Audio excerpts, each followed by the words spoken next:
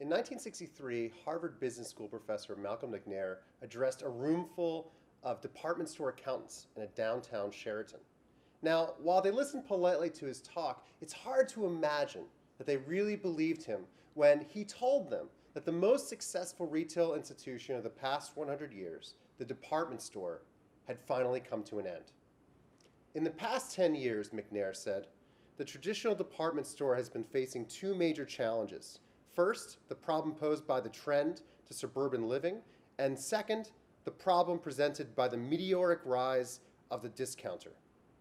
Now, the meteoric rise of the discounter, coupled with the rise of suburbanization and the transformation of retail in the late 20th century.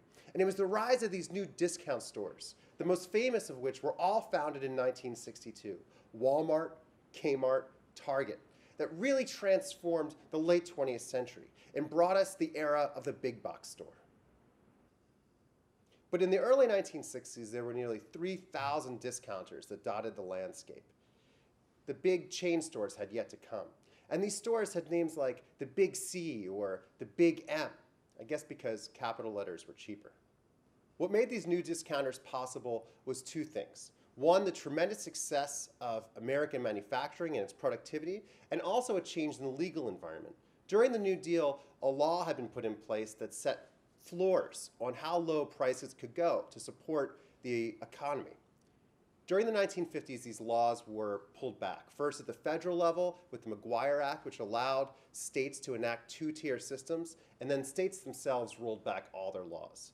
By the 1970s, only 12 states had these kinds of price controls anymore on manufactured goods.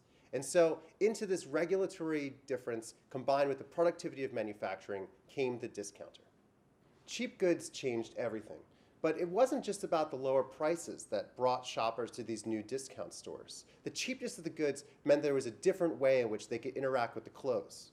You see, department stores still had a very formal atmosphere where the customer couldn't directly interact with the goods. There were many different checkouts around the store. Self-service was relatively limited. These new discounters allowed you to paw over the things before you bought them, to buy whatever you wanted without having to interact with a nosy sales clerk. This allowed people to be more informal. And in fact, whereas people had to dress up, it's almost inconceivable today, but had to dress up to go to the downtown shopping districts, they could actually just wear dungarees or jeans or even, hard to imagine, shorts to shop in these discounters. And the hours are more flexible as well, often extending into the night. And so what customers liked about the store in surveys at the time was not just the low prices, but the new way of shopping. One discounter remarked that his clientele, quote, like to shop us in a very leisurely way. If a person wants to shop in a department store, they usually cannot walk in slacks or shorts.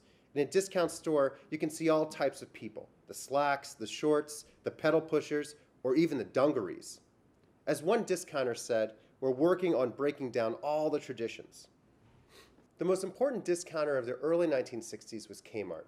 It was founded by Harry Cunningham, who had worked his way up from a stock boy to be the president of the venerable five and dime chain, Kresge's. In the late 1950s, Kresge's was cash rich but growth poor, and he was looking for a way to keep the company growing.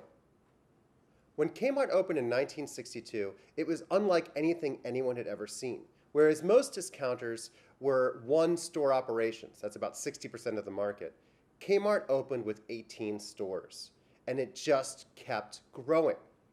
It didn't grow just in terms of size, it also grew in terms of intensity. Between 1963 and 1970, per-store sales grew 18 times. This is higher than nearly any other store in America. It was growing exponentially.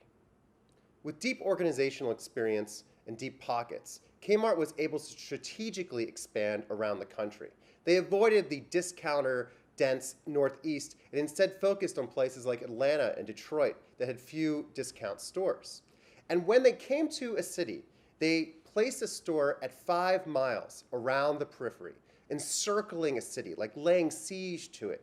So this enabled them to have synergy between their advertising and inventory and supply chains, and they used then these new suburban rings as the basis of their strategy. encircling cities, and becoming the fastest growing company in this area. By 1967, they sold over $1 billion in goods. But how did Kmart actually decide where to put their stores? The idea was to put it near where people like to shop, like shopping centers or malls. But these shopping centers and malls excluded discounters because they attracted what they thought was a low-income sort of person. But Cunningham turned this exclusion into an opportunity by simply opening stores right across the street from the shopping center with their own parking lot. This is where the big box store comes from, the first freestanding large store in suburbia.